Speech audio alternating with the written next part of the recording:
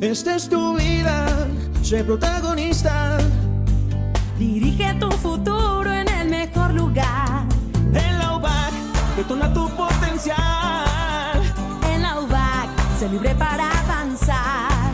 Somos tu gente, hagámonos más fuertes. Juntos lograremos triunfar.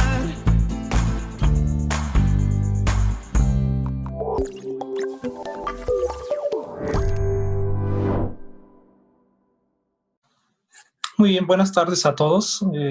Vamos a comenzar con esta actividad de vinculación que tenemos con la Fundación Universitaria San Mateo de Colombia. En esta tarde nos hemos dado cita para poder compartir con ustedes la conferencia La política pública contracíclica desde la perspectiva teórica.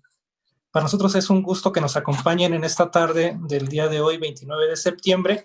Sean todos bienvenidos, alumnos docentes de la Fundación Universitaria San Mateo, alumnos y docentes también de la Universidad Vasco de Quiroga, de las escuelas de administración y de las escuelas de contaduría pública y toda la comunidad universitaria de ambas universidades que nos acompañan en esta tarde. Es un gusto para mí presentarles el día de hoy a la doctora Elizabeth Araque Eloica, decana de la Facultad de Ciencias Sociales y Administrativas de la Fundación Universitaria San Mateo, que nos acompaña y nos dará un mensaje al finalizar profesora investigadora de la Universidad Vasco de Quiroga y profesora de nuestras facultades de Administración y de Contaduría, quien es precisamente quien nos acompañará dictando la charla del día de hoy. La maestra Lorena Castro Tocúa, quien es directora del programa de Administración de la Fundación Universitaria San Mateo de la Ciudad de Colombia. Para mí es un gusto compartir con ustedes. Es muy importante la vinculación que nosotros estamos teniendo a través de estas actividades en donde podemos compartir con alumnos, con docentes de otras universidades, un poco del conocimiento que tenemos dentro de nuestros profesores. Cedo la palabra a la maestra Lorena para que nos presente a la doctora Sandra Luz. Claro que sí. Muy buenas noches para todos. En nombre de las directivas de la Fundación Universitaria San Mateo y el Programa de Administración de Empresas, manifestamos nuestro gran interés por el desarrollo de estas actividades, las cuales promueven el fortalecimiento y la creación de nuevos espacios y escenarios académicos con el fin de fortalecer la academia. En esta noche contamos con una charla denominada La política pública contracíclica desde una perspectiva teórica, dirigida por Sandra Luz García Sánchez, doctora en Ciencias Administrativas del Instituto Politécnico Nacional, maestra de la Universidad Vasco de Quiroga y licenciada en Economía por la Escuela de Economía de la Universidad Michoacana de San Nicolás de Hidalgo, con especialidad en Desarrollo y Planificación de Economía. Actualmente es miembro de la Academia Michoacana de Ciencias. En la UAC se desempeña como jefe del Departamento de Línea de Formación Transversal para la Enseñanza de la Investigación y como docente investigador. Miembro de la Academia de Investigación de la Facultad de Negocios y del Cuerpo Académico, Empresa, Sociedad y Educación Superior. En el marco de las acciones colaborativas con la Universidad Vasco Quiroga de México, desarrollará la charla Política Pública Contracíclica desde la perspectiva teórica. Damos la bienvenida a la doctora Sandra Luz García Sánchez. Muchísimas gracias y bienvenida, doctora. Muy bien, muchísimas gracias. Es un honor para mí estar con ustedes y pues un honor tanto colaborar con San Mateo y con mi aula mater de muchas cosas, la UBAC. Vamos a iniciar, por favor. Vamos a hablar sobre política pública contracíclica desde la perspectiva teórica. ¿Por qué desde la perspectiva teórica? Bueno, porque aquí hay que considerar o partir de elementos importantes como teorías, muchas teorías versus la realidad. En esta parte, ¿sí? Nosotros tenemos que ver o empezar a ver que en la realidad, pues todos los días vamos a comprar despensa, Tenemos membresías de clubs, de gimnasios, de restaurantes, vamos de vacaciones, compramos ropa, obtenemos créditos hipotecarios, automotrices, programamos mantenimientos de la casa, etcétera. Todo ello en la medida en que tenemos mejores ingresos y mayor perspectiva de obtenerlos, mayor certidumbre, crece nuestro consumo. ¿Qué pasa cuando entramos en un periodo de bonanza? Bueno, que el consumo, sobre todo de bienes duraderos y que se consideran de lujo, van a ir creciendo en la economía y se genera una actividad económica que, bueno, impacta muchísimo en cualquier sector económico que se encuentre en el país, inclusive también del extranjero, ¿sí? Pero ¿qué sucede cuando entramos en un periodo que ya no es lindo, que ya es de recesión, que es un periodo de contracción o inclusive de crisis, que ahorita vamos a ver la diferencia? En este aspecto hablamos de que comprar la despensa inclusive empieza a disminuir lo que compramos, las características de lo que compramos o la frecuencia con que lo hacemos, ¿sí? Dejamos de tener las membresías, dejamos de ir de vacaciones, dejamos de comprar ropa nueva y obligaciones tan fuertes como son las tarjetas de crédito, los créditos automotrices, los créditos hipotecarios, el mantenimiento de la casa, todo ello se posterga o se duda, ¿sí? Porque lo primero que se va cuando entramos en estos periodos recesivos es que se detiene el consumo de los bienes duraderos y de los considerados de lujo, o sea, exactamente al contrario de lo que comentábamos hace un momento. Si en esta parte, ¿sí?, vemos y nos tenemos que preguntar, ¿existe un ciclo? ¿Hay época de vacas flacas? ¿Sí? ¿Se puede evitar? ¿Cómo recuperar esa bonanza? Y por supuesto, de quién es responsabilidad reactivar esa economía, ¿sí? Aquí la gran pregunta es, ¿la realidad se corresponde a la teoría económica? Vamos a verlo, por favor. Para poder contestar estas preguntas, tenemos que partir de qué es política pública y los modelos económicos, ¿sí? La política pública como tal, vemos aquí que me permití poner una serie de fragmentos que la describen de diferentes maneras, porque cuando estamos hablando de decisión pública que busca concretar los fines del Estado, bueno, es en base al ejercicio deliberado de esos poderes del Estado, ¿sí? Si hablamos de que la definición clara que hay de estas acciones de política pública es que se implementan del Estado, pues la lógica es exactamente que esos poderes que ejerce el Estado sirvan para concretar lo que ese Estado considera como sus objetivos, sus metas, su prioridad, ¿de acuerdo? Y entonces, con ello, tiene que tener indicadores que le permitan identificar si está alcanzando las metas, si está teniendo buen desempeño, si está generando los resultados que quiere tener, ¿sí? Para esto, entonces, en esta siguiente parte, las acciones que ese régimen político, que tenemos que hablar como tal, sí, que gobierna para hacer frente a los requerimientos de la sociedad, pues va a sustentar mucho de sus decisiones en la ideología que tiene y en la que está generando la propia argumentación, de hecho, ¿sí? La estructura de gobierno define el tipo de Estado y el sistema económico, y aquí vamos a ver que a esto nos referimos, por ejemplo, si es una dictadura, si es una tiranía, si es república, totalitarismo, parlamentarismo, monarquía, lo que sea, todos tienen que hacer decisiones de política pública porque todos tienen que tomar acciones para mover la economía, para mover la sociedad de alguna manera, ¿sí? Entonces, aquí, independientemente de cuál es la estructura de gobierno que tiene, también estamos hablando de que también es independiente de las formas en las que se establecieron como gobierno, que pueden ser, ¿sí?, como es las monarquías, por ejemplo, hasta colegios electorales, ¿sí? O golpes de Estado, qué sé yo, ¿sí? Estamos hablando de que entonces toda esta parte implica que un gobierno se establece, forma un Estado, ese Estado toma para lograr esos objetivos y entonces toma las mejores decisiones en función a lograr esos objetivos, ¿sí?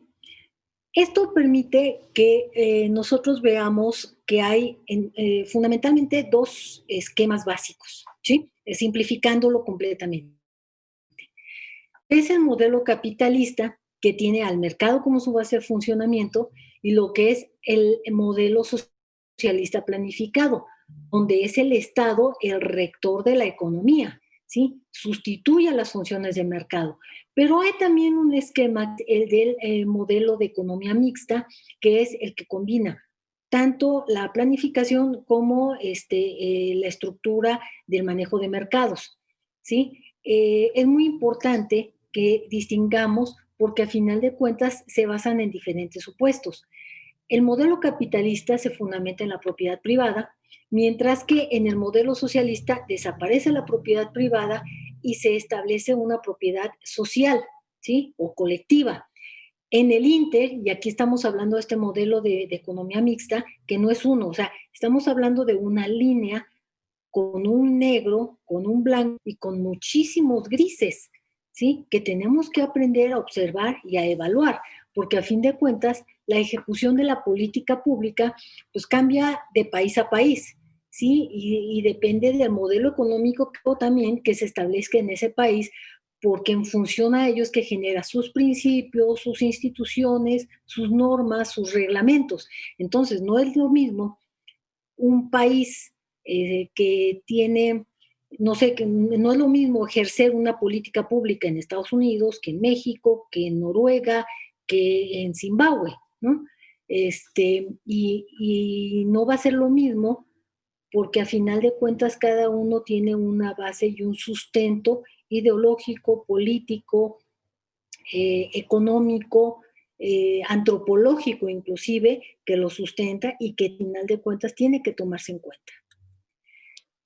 Esta parte nos dice, bueno, el modelo capitalista, qué teorías son las que lo respaldan o qué teorías son las que lo estudian para promoverlo. Estamos hablando de la teoría clásica liberal, la teoría neoclásica y el neoliberalismo ortodoxo, ¿sí? Que son los que nos dicen, a final de cuentas, esto es capitalismo, esto es mercado, ¿sí? Un modelo de economía mixta, estamos hablando que lo sustenta, por ejemplo, el keynesianismo y el neoestructuralismo, ¿sí? Que aquí lo que implica la diferencia es que en el modelo de libre mercado dice, es totalmente mercado, ¿sí? Y lo más clásico es la mano invisible en la economía, ¿sí? En cambio, Keynes fue de los, inclusive lo que seguimos a la fecha y que vamos a ver dentro de un momentito, dentro de lo que es el sustento del ciclo económico, es muy keynesiano, ¿sí? Y lo que implementa es una mano que sí regula, pero para equilibrar las circunstancias, ¿sí? Y entonces es una mano que ayuda al mercado. ¿Para qué? Para generar mayor bienestar por más largos plazos, ¿sí? De acuerdo a los objetivos de Estado. No se nos olvide eso, ¿sí? Aquí, en el lado contrario, lo sustenta, por ejemplo, teorías como el marxismo, donde se implementa más Estado, más empresas públicas, más empresa colectiva, ¿de acuerdo? Y tiene fallos de planificación, así como tiene fallos de mercado y tiene fallos de ambos porque ahí coexisten en diferentes aspectos, ¿sí? A manera de ejemplo, en México tuvimos dos modelos, bueno, hemos tenido muchísimos, pero hay dos que son muy específicos de estudio, casi de libro de texto en este aspecto. 1952 a 1970, que es el modelo de desarrollo estabilizador, que pretendía exactamente eso, estabilizar al país en una circunstancia es muy singular. Y el modelo de 1900 a 1952, el previo, que fueron modelos de sustitución de importaciones que se alargaron todavía un poco más hacia la década de los 70, ¿sí? 60 con Echeverría Álvarez y todos ellos. Entonces, y que podemos ver exactamente esa mano del Estado dentro de los aspectos regulatorios de la economía, ¿sí? Entendiendo esta parte, tenemos que el ámbito económico de la política pública y la política económica son, con sus instrumentos, son elementos que nosotros vamos a tener también que considerar y ensamblar con los conceptos previos que acabamos de ver, ¿sí? Donde la economía, tenemos que, para estudiar esta economía, está la economía positiva y la economía normativa, ¿sí? La economía positiva es donde nosotros vamos a estudiar todo lo que es la teoría económica, que es la macroeconomía y la microeconomía, ¿sí? La microeconomía es el estudio de todos los agentes económicos, ¿sí? Que confluyen en una sociedad, las empresas, las familias, los individuos, los mercados, ¿sí? El gobierno es también un agente, ¿sí? Y el conjunto de toda la economía la estudia la macroeconomía junto con todas sus interrelaciones. Aquí, bueno, la economía positiva describe a la realidad económica, ¿sí? Se basa en hechos, establece leyes, conductas, hace estadísticas, indicadores, etcétera, etcétera. Y por otra parte, la economía normativa, bueno, establece preceptos que son más relativos a cómo deseo que sean, qué puedo hacer para llegar a que sean como yo creo que es la realidad perfecta, ¿sí? Y ahí estamos hablando que se hacen desde juicios de valor y posturas político-ideológicas, o sea, juicios de valor en relación a, inclusive, si un concepto como pobreza, cómo se aborda, si un concepto como inversión, cómo se aborda, y depende mucho de cómo el Estado que sustenta este tipo de creación de economía normativa va a generar todo un ecosistema económico para poder apoyar estos ideales, ¿sí?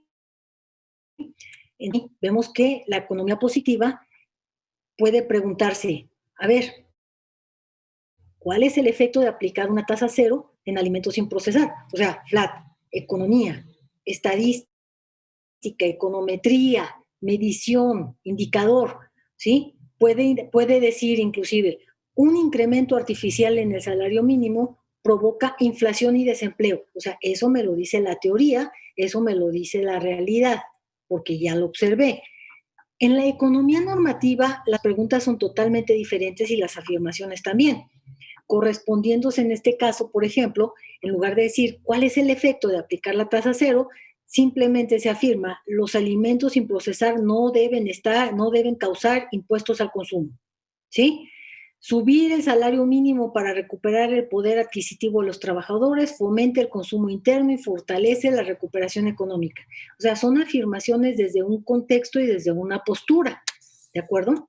Entonces, con esto, hacia allá, bueno, la parte importante de la economía normativa es exactamente la política económica que busca generar la variación deliberada de los medios para alcanzar los objetivos propuestos por el Estado, ¿sí? Entonces aquí, si tenemos esta parte de que la definición de las acciones de política pública que va implementado, deben de acompañarse esos indicadores, como decíamos ya posteriormente, y que nunca es de carácter privado. Bueno, aquí esta parte es de, perdón.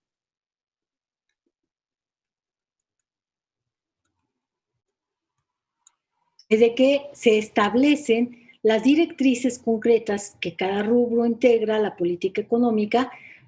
¿Con qué fines? Pues con el fin de proporcionar estabilidad, crecimiento económico y desarrollo que nos permita comprar la despensa, pagar el crédito automotriz, tener nuestra membresía al gimnasio y tener una vida que consideremos dentro del segmento establecido adecuada, ¿sí? Ahora sí. Esta parte de la política económica tradicionalmente se establecen 4 áreas de influencia que son la monetaria, la fiscal exterior y la política de ingresos. Aunque dentro de lo más ortodoxo, de lo más clásico, de lo más tradicional, se consideran a la monetaria y a la fiscal como los instrumentos clásicos de política monetaria para poder influir dentro de medidas cíclicas que puedan establecer o bien un contraciclo o un prociclo, que ahorita vamos a ver de qué se trata, ¿sí? Estos sí son los principales objetivos de política económica, que son, puede haber más, puede haber menos, pero estos son los que las teorías confluyen y de hecho los planes de desarrollo nacionales de muchos países confluyen también.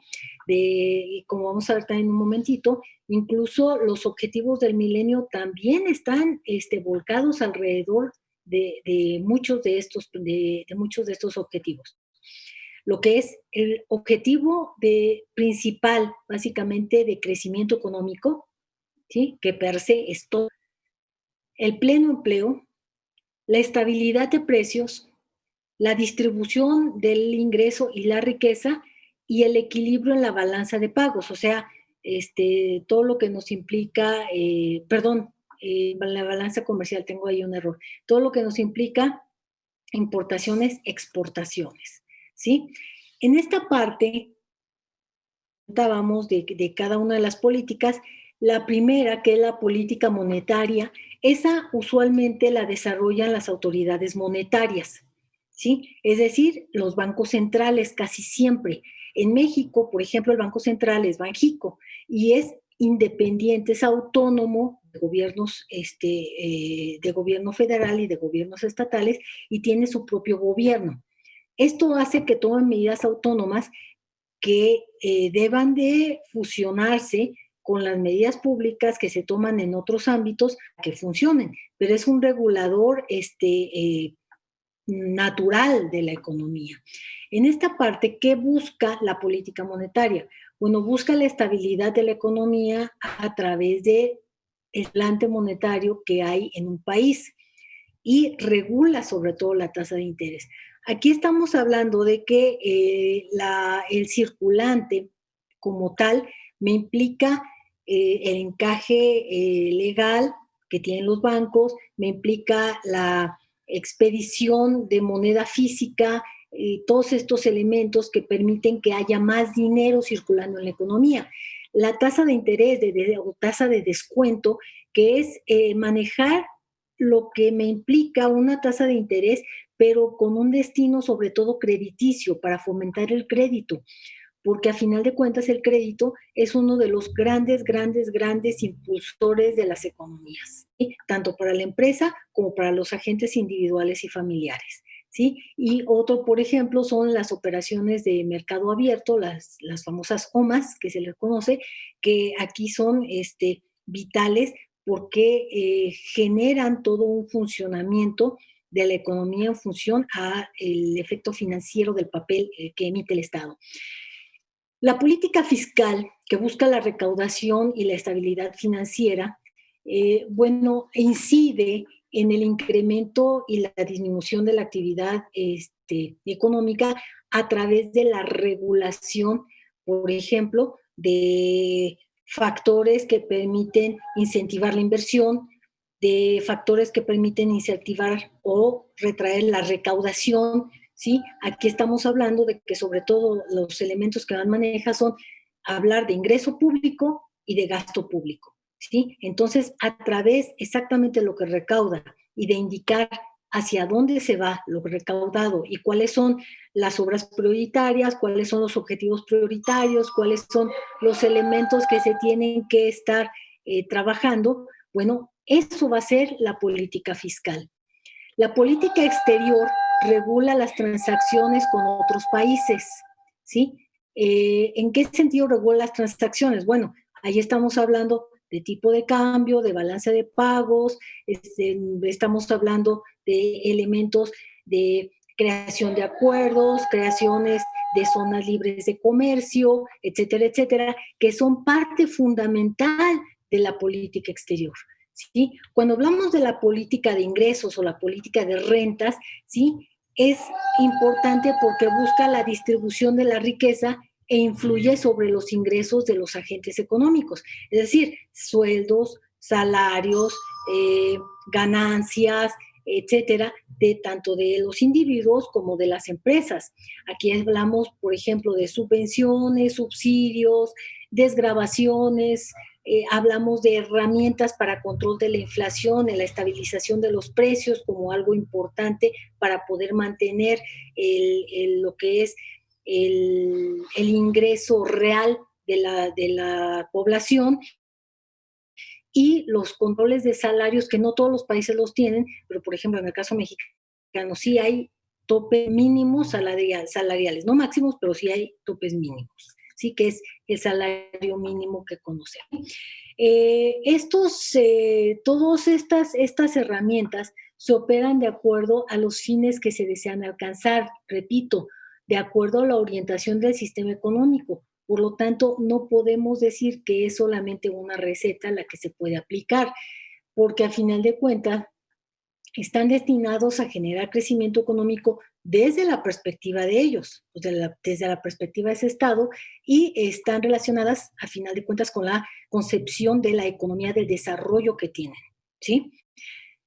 Esto nos lleva, pues, a estos dos conceptos muy importantes. ¿Qué es el crecimiento? ¿Qué es el desarrollo? Y de ahí cómo se deriva al ciclo económico, ¿sí? Vamos a empezar con crecimiento. El crecimiento como tal, ¿sí? ¿Qué es? Bueno, el crecimiento es el valor monetario total de bienes y servicios finales, ¿sí? Es el producto, ¿sí? Que son producidos para el mercado, pero dentro de las fronteras de un Estado nacional y durante un periodo de tiempo determinado, ¿sí? Mide el nivel de crecimiento que tiene la población, porque a final de cuentas el PIB mide la actividad productiva, o sea, en pesos y centavos mide, ¿sí? Por lo tanto, aquí decimos que al decir qué es lo que genera dentro de sus fronteras, es porque es la riqueza que genera por sí mismo, ¿sí? Y por supuesto, aquí no se deben de usar para producir algo más. Por eso son servicios finales como tal. Y el ciclo en el que usualmente se mide dentro de las estadísticas es un año. Y bueno, este va a mejoras de la economía en relación a incrementos, pues, del ingreso, del bienestar, de los servicios que se dan en un territorio durante cierto tiempo, pero muy importante decir que sí se mide a través de los indicadores macroeconómicos, ¿sí? Inclusive aquí no lo vamos a ver, pero hay una función que determina al PIB, ¿sí? Para crecer, un país necesita producir riqueza, punto. Si no tenemos buen nivel de Producto Interno Bruto, no podemos decir que haya riqueza para que pueda generar un impacto en todas las capas de la población, ¿sí? ¿De qué manera? Bueno, porque hay factores que influyen en la perspectiva de crecimiento económico, ¿sí? Entre más y mejores bienes y servicios se generen, pues obviamente hay más riqueza, hay más actividad económica, hay más posibilidades de generar, ¿sí? Algo para poder distribuir en la población, porque el crecimiento económico se va a vincular a las mejoras económicas, ¿sí? Hay una relación directa entre lo que es el incremento del ingreso por bienes, servicios finales, ¿sí? Y el bienestar de la población que es usuaria de todos esos bienes y servicios finales. ¿De acuerdo? Aquí, muy importante, volvemos a decir, para crecer se necesita producir riqueza. Por otra parte, hay otros factores que crecen. La perspectiva de este crecimiento económico. ¿Cuál es? Por ejemplo, aquí hablamos de estabilidad económica e institucional, que, bueno, entre más fuertes son las instituciones y entre más sólidas son, menos incertidumbre hay, y esto hace que se genere un ambiente muy atractivo para los inversores, ¿sí? Sobre todo para atraer inversión extranjera directa, que es la que establece, no la directa es la que establece raíces en un país, porque es la que lleva ladrillos, es la que genera infraestructura, es la que genera valor, ¿de acuerdo? Y esa es muy atractiva siempre y cuando haya esta fortaleza de la que estamos hablando.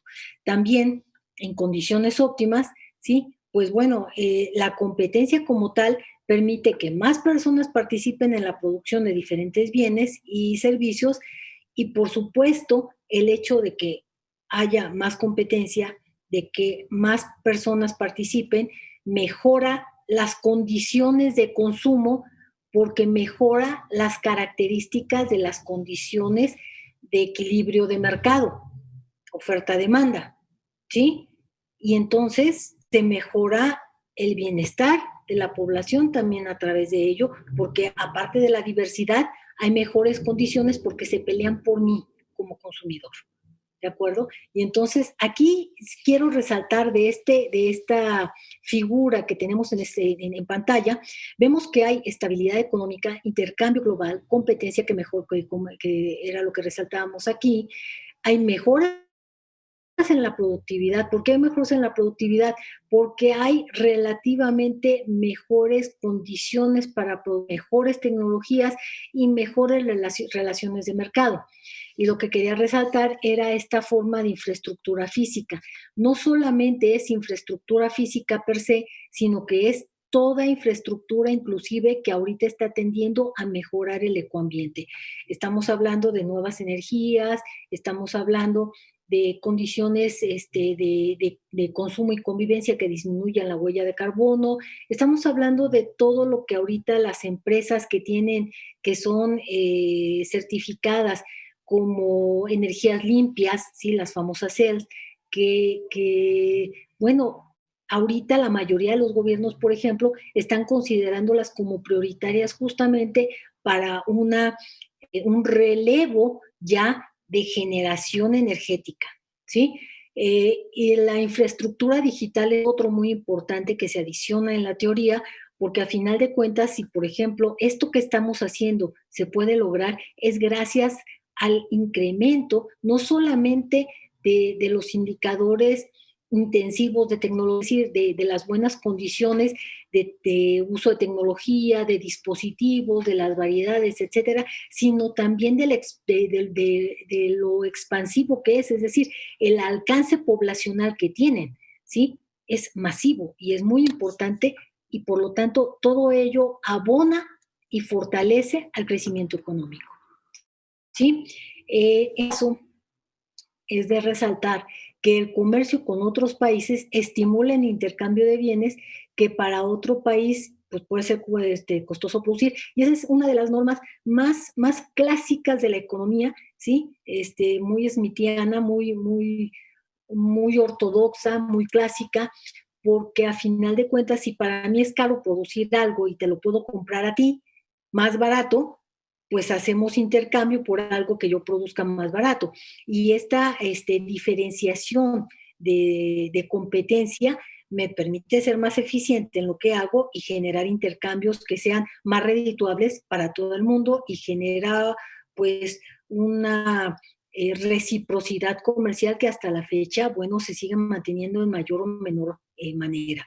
Pero cuando estamos hablando sobre todo de una época de bonanza, de una época de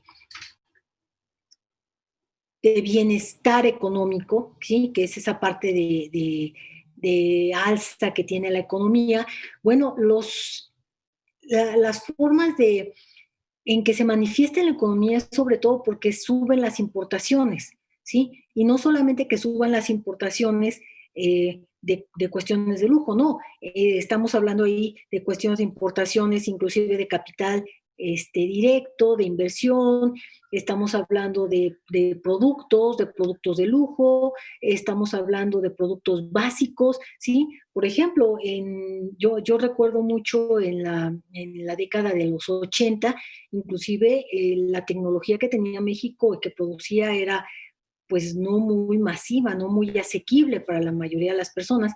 Y había ciertos puntos que eran los famosos puntos de Fayuca, que era donde se adquiría de una o de otra forma lo último que había en tecnología, y ahí encontrabas, por ejemplo, calculadoras solares, los relojes de celdas solares, que en ese momento estaba inclusive muy de boga. ¿Por qué? Pues porque son formas en las que el mercado trata de encontrar esos espacios para fortalecerse, ¿sí? ¿Vinculado a qué? Pues vinculado al desarrollo, ¿sí? Que es la otra parte importante. Esta vinculación al desarrollo, ¿qué hace? Bueno, primero, no se mide con indicadores que sean cuantitativos, se mide con indicadores más cualitativos, más de percepción, como es el caso del índice de desarrollo humano, ¿sí? ¿Qué implica? Pues implica hablar de la esperanza de vida de la población, del nivel de educativo que tiene, ¿sí? De la situación sanitaria y de salud en la que viven y, por supuesto, y no lo podemos evitar, del Producto Interno Bruto per cápita. ¿Cuánto en promedio percibe cada ciudadano que tiene ese país para poder sobrevivir y vivir? Y vivir bien, que son tres cosas, ¿no? De acuerdo a los segmentos. Y entonces hablamos que aquí el modelo de desarrollo, que es un programa que va a desarrollar a la economía de un país, ¿sí? ¿Para qué va a desarrollar? Bueno, porque es un conjunto de procesos sociales y de mercado, no nada más económicos, ¿sí? Que van a estar guiados por el Estado, como mencionábamos anteriormente, porque para lograr que sea verdaderamente percibido como desarrollo, tiene que ser en relación a mejorar todo lo que sea posible la vida de los ciudadanos, de las empresas, de la estructura económica del país o región donde es todo esto, ¿sí? Y elementos muy importantes para el desarrollo pues son los que vemos aquí en estos globos, que son desde la buena pública, la seguridad jurídica, que es muy importante porque al menor truene de dedos, por ejemplo, vamos a verlo dentro de un momentito, pero si aunque disminuyan muchísimo la tasa de interés, no tenemos certidumbre jurídica y no hay certidumbre de respeto, de inversión, por ejemplo, por muy baja que esté, por muy tentadora que pueda ser, se prefiere emigrar de ese lugar antes que invertir en él y eso profundiza muchos de los desajustes que provocan ya no solamente decrecimiento económico, sino inclusive involuciona el desarrollo, ¿sí? Hablamos aquí de control de corrupción, necesidades básicas de la población, salud, educación, transporte, vivienda, ¿sí? El cuidado al medio ambiente que sigue siendo en este momento fundamental porque son recursos naturales no renovables en su mayoría los que son afectados. Estamos hablando de innovación y emprendimiento, una variable importantísima que bueno, después en una charla posterior sería muy interesante retomar. Hablamos de apertura al comercio exterior, porque eso nos permite mejorar desde nuestros niveles de internacionalización, sensibilización a otras culturas, hasta mejorar los ámbitos en los cuales nos estamos desarrollando como país, económicos, sociales, políticos, éticos inclusive, ¿sí? Y bueno, por supuesto que la población debe ser participativa, que aquí estamos hablando sobre todo de poblaciones en las cuales se regulan a través de democracia, parlamentarismo, etcétera, etcétera, ¿sí? Aquí destacamos, Banjico dice, bueno, por lo general, cuando se habla de aumento de nivel de vida, viene acompañado de bienestar y crecimiento económico. Y eso lo dice Banjico y lo tiene Banjico en su página, ¿sí? Para avanzar entonces sobre esto, hay fundamentalmente tres visiones básicas de desarrollo, lo que es la evolutiva, la configuracionista y la antisistema. La evolutiva dice, pues no hay más que un camino predeterminado y etapas por transcurrir, no hay más. Vamos A, B, C, D. Y así nos llevó la vida. Está el configuracionista que dice, no, espérate, es que a partir de mi propia realidad, pues yo voy a construir mi camino, yo voy a construir las fases de desarrollo hacia las cuales yo quiero integrarme, yo quiero realmente generar como propio, ¿sí? Y la visión antisistema, que es totalmente revolucionaria, generar un nuevo sistema por encima, algo nuevo socioeconómico, político, institucional, ambiental, o sea, destrozar lo anterior, generar lo nuevo. Fue muy exagerada en lo de destrozar, pero sí plantearse algo totalmente nuevo, ¿sí? Aquí, por ejemplo, hablamos de que se da un debate de crecimiento, desarrollo humano, desarrollo y bienestar, ¿sí? Y estas tres visiones la manejan de forma diferente. Me permití poner aquí un QR donde están los objetivos sostenibles. Este punto 8 específicamente, que habla de trabajo decente y crecimiento económico, es muy importante en este momento. Es un álgido de muchos de los gobiernos que vemos en el mundo, y que creo que es muy importante. Permití poner podcast a propósito de los datos, ¿sí? De los datos económicos. A veces tenemos que encontrar información que nos provea de forma muy clara, no de lo que está pasando, sino que nos ayude a interpretar lo que está pasando, ¿sí? Con esto entonces vamos a que hay crecimiento económico y desarrollo económico, ¿sí? Es la gran discusión que hay en el mundo. El aumento de los ingresos de un país como crecimiento económico, y la mejora en las condiciones de vida de la población de un país como desarrollo económico.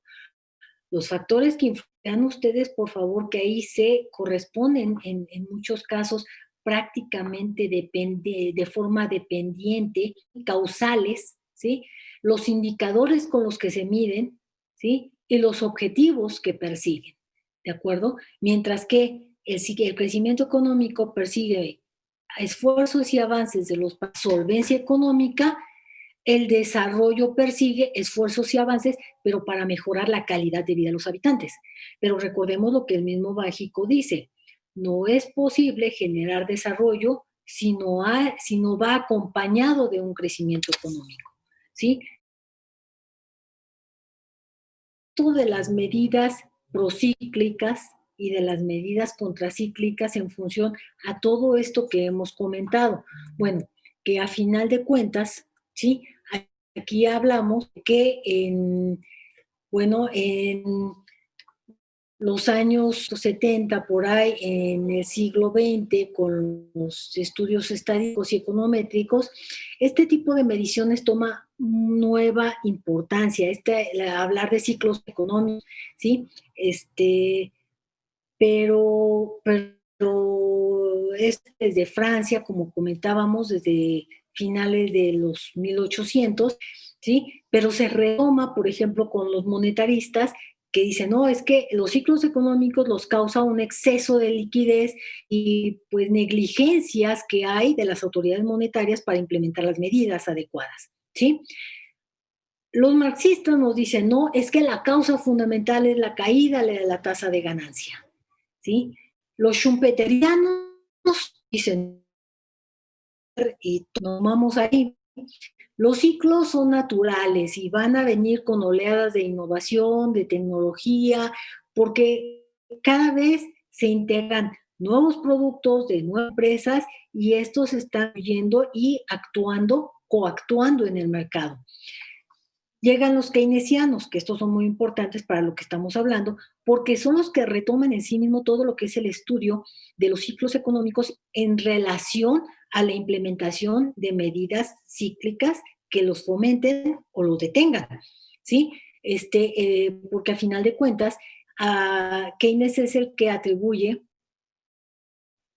que las crisis o depresiones son por una caída de la demanda agregada, ¿sí? Entonces, es Keynes quien propone política pública para generar obras directas, para generar inversión directas en obras, en infraestructura, ¿sí? Pero también es el que propone que sea el Estado el que genere inversión, inclusive genere deuda, ¿sí? Para poder incentivar a la iniciativa privada para que ellos mismos también se comprometan a generar obra, a generar empleo, a mejorar la inversión, y entonces se mejoran las variables macroeconómicas porque lo crecen los niveles de actividad económica, y con ello hablamos de que se salen de los procesos recesivos de los ciclos, ¿sí? La escuela keynesiana es bien interesante porque ya considerando todos estos elementos que son únicos en este siglo XXI, que son singulares, yo creo que muy diferentes a cualquier etapa que haya pasado la sociedad anteriormente, ¿sí? Considera que es necesario ya no solamente la evolución de la intervención de estados nacionales, sino inclusive ya exactamente de las condiciones de instituciones y organismos supranacionales, ¿sí?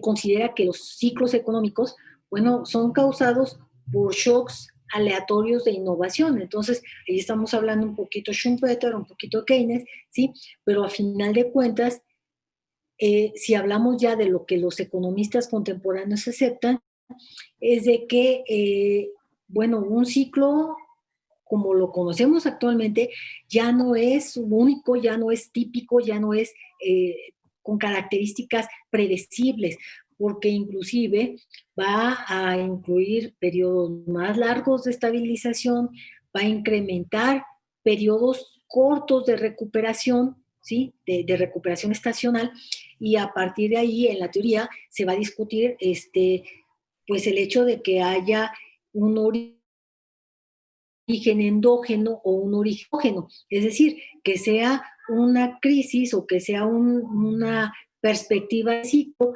causada por circunstancias generadas al interior de un Estado-nación, al interior de un país, ¿sí? O generadas por otros, pero que nos involucran a nosotros, ¿sí? Y esto, bueno, en la globalización es un elemento que va a tender a ser muy vinculante en este aspecto y que es necesario también poner en la mesa, ¿sí? Aquí vemos en este caso, entonces, que este es el ciclo económico.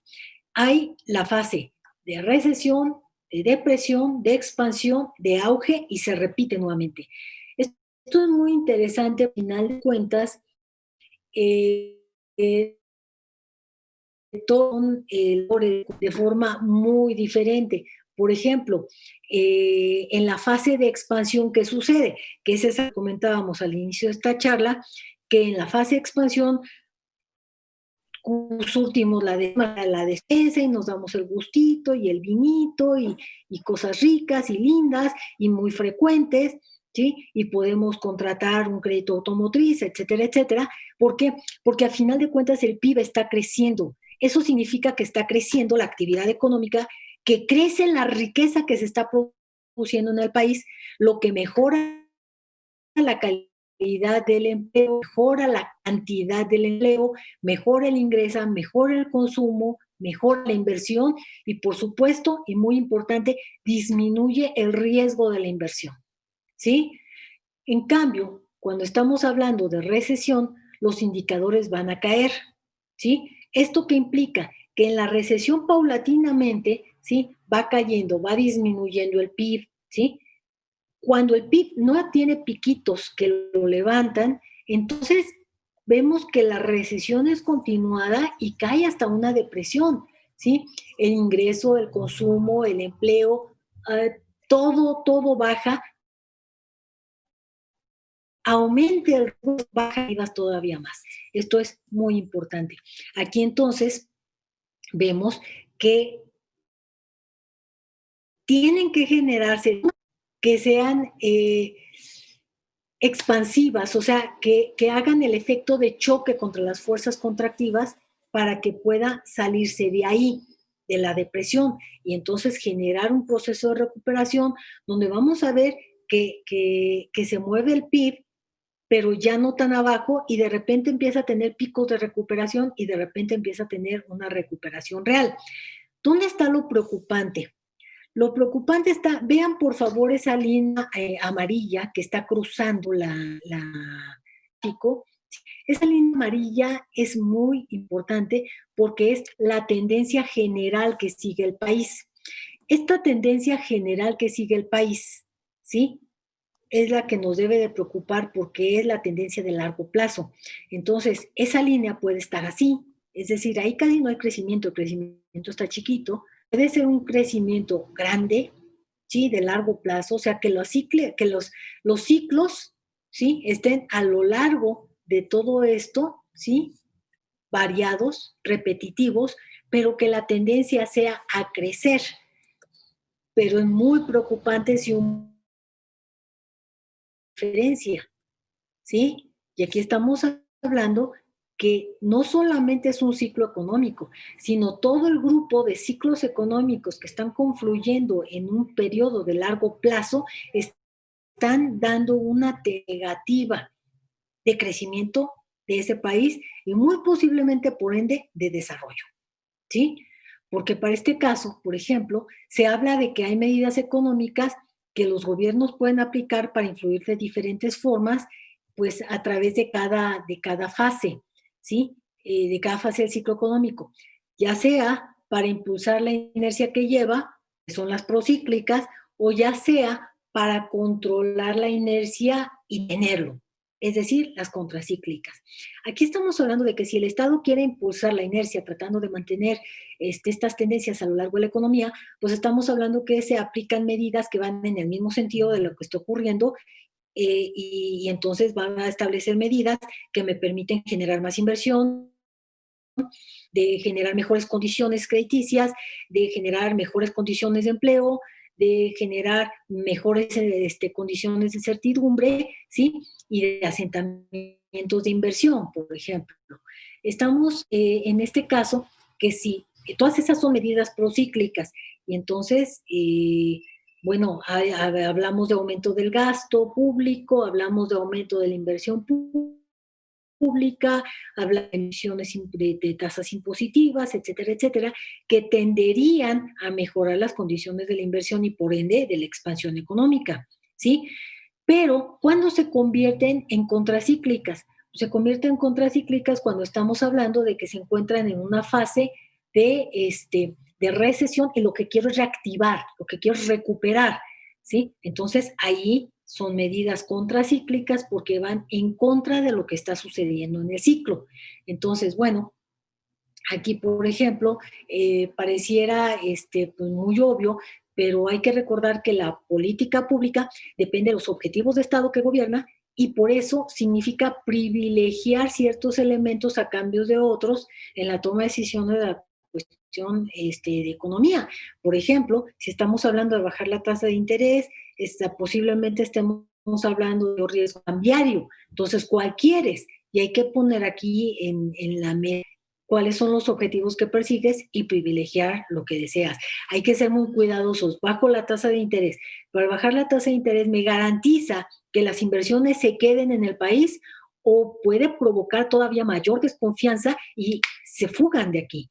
O sea, tienen que ser muy cuidadosos de qué es lo que va a suceder y qué pasos se van a dar. Cuando genero inestabilidad con las acciones que implementar por muy buenas intenciones que se tengan. ¿De acuerdo? Y entonces, en esta parte, por ejemplo, cuando la economía se encuentra en periodo de bonanza, que va creciendo, pues aquí los indicadores crecen y las fuerzas expansivas se encuentran. Esta parte de abundancia, para poder hacerla sostenible, ¿sí?, es necesario que se apliquen medidas que las procíclicas, porque yo voy a querer que este periodo dure lo más que se pueda y que el auge dure lo más que se pueda, ¿sí? Pero por las características del mercado y de las sociedades, bueno, a final de cuentas se cae en una etapa de recesión donde los indicadores van disminuyendo y bueno, esta fase de la economía significa que los niveles de actividad económica que están disminuyendo, se observa el proceso, vean por favor aquí un proceso continuado de contracción del PIB, empiezan a cerrar empresas, hay desempleo, incluso aumenta la informalidad en economías como la nuestra, que en subterráneos, baja el consumo, se desestabilizan las variables macroeconómicas que van a la baja, y aquí no digo que sea forzoso, meta, porque si no lo tiene como meta, entonces no es una prioridad. Para detener esos efectos y para lograrlo, pues van a tener que buscar su propia mezcla de política pública y frenar la caída. ¿Sí? Un minuto, doctora Sandy. Si quieren frenar, muchas gracias, las políticas contracíclicas o generar otro tipo de medida. Y para, prácticamente terminar, vamos a ver que hay una diferencia en lo que es un proceso de recesión y caer en la depresión, porque es pues la parte más baja y angustiante del ciclo, y es donde podemos ver que pues es casi la parte terminal, la plataforma. Hay diversos autores que ven a la depresión como una recesión de larga duración, pero al ser la depresión la parte más baja del ciclo, como decíamos hace un momentito, pues eso significa que ya meses antes, viendo un poco antes, que llega otro momento que la recesión puede ser angustiante, agobiante, y meses, puede ser 2, 3 años, nos dicen los analistas, pero con picos de economía. ¿Qué es lo importante? Que se mantenga en una zona positiva, no en una zona negativa, porque a final de cuentas, continuar depende de cómo va el país y de cuál es la tendencia de esa línea amarilla que comentábamos. Y bueno, depende del país y sus respuestas para contener el daño. Eso es innegable. Ahora, o no, medidas contracíclicas. Si mueve variables desde el mercado o si se apoyan políticas que ponen a mejorar las tendencias en el corto y en el largo plazo o genera procesos de planificación, pues todo va a estar en relación a lo que quiera hacer ese Estado Nacional, ¿sí? Como vemos aquí, ¿sí? Y aunque parezca contradictorio en esta fase de expansión, por ejemplo, muchos gobiernos aplican cíclicas para el incremento de impuestos, aumentos de tasa de interés, para mejorar la captación diaria y pues ahorrar en tiempos de vacas flacas, porque lo dice la teoría, ¿sí? Y bueno, con esto comento de que a final de cuentas el crecimiento versus el desarrollo, más mercado versus menos mercado, el estudio de los ciclos económicos sigue siendo algo que dejo aquí en la mesa con ustedes. Muchas gracias.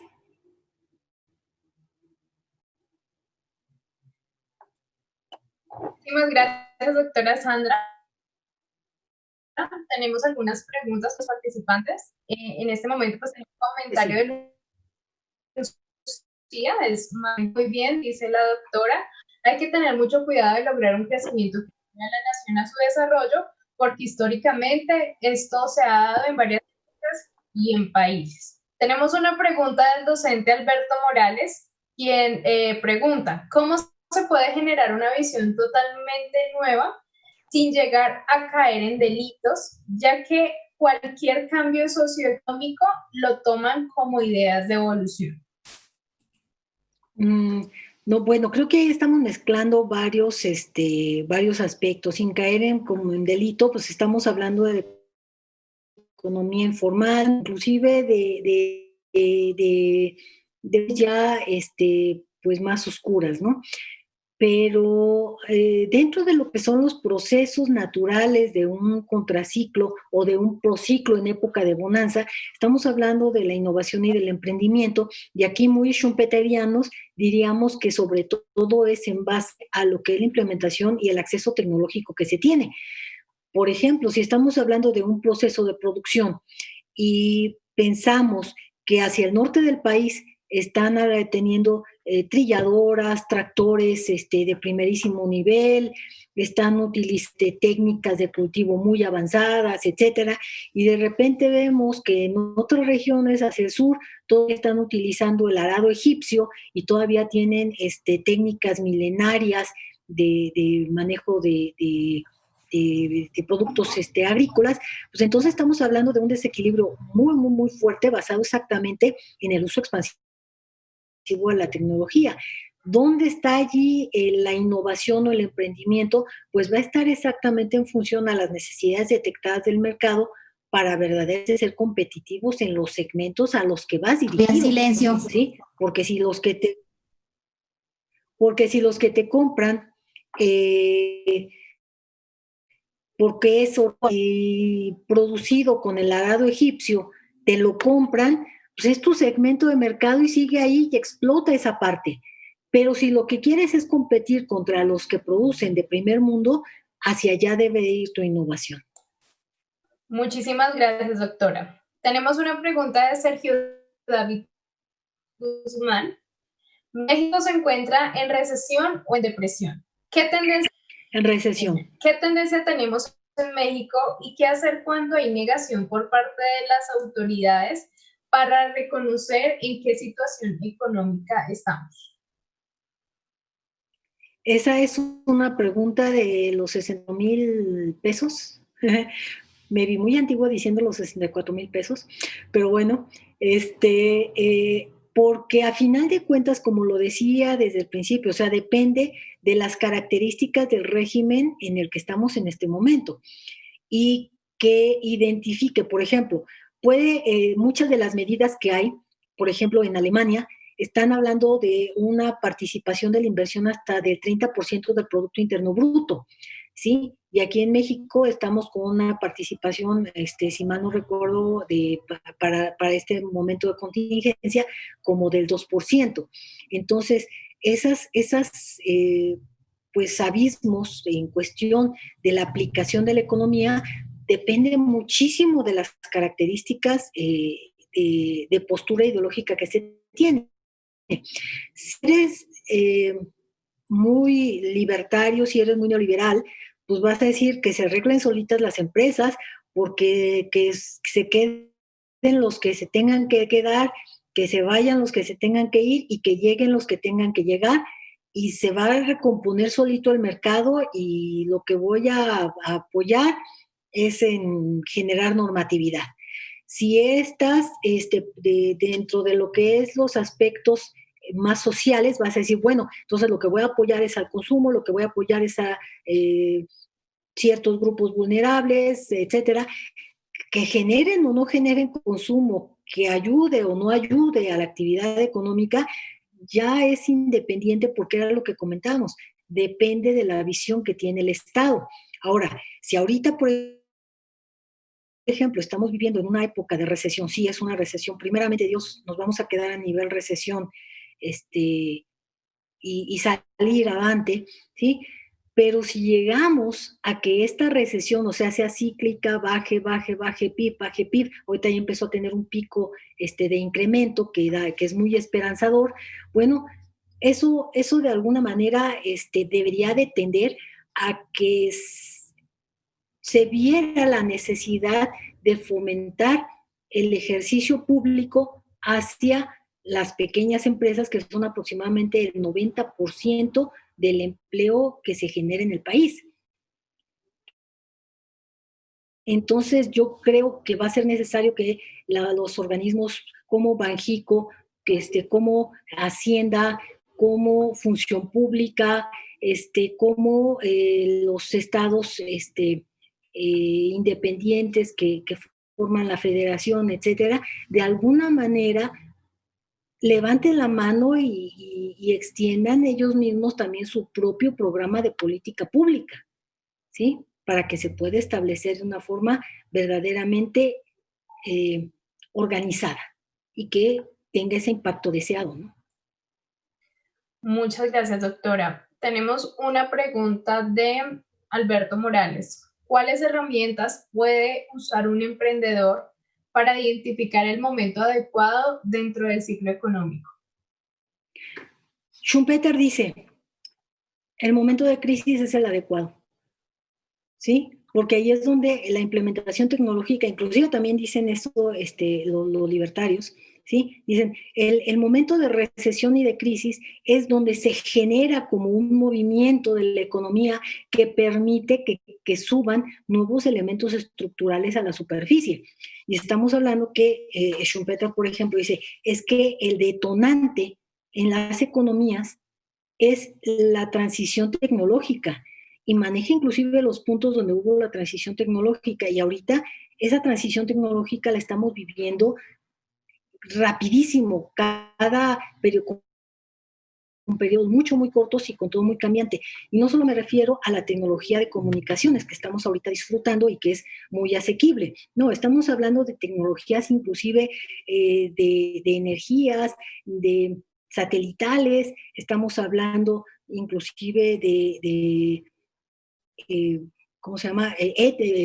Bioquímicas, nanotecnologías, estamos hablando de muchísimas cuestiones que definitivamente tenemos que ver en el mercado. Y lo que yo le diría, Alberto, es lo que hay que revisar en nuestro concepto de innovación y de emprendimiento.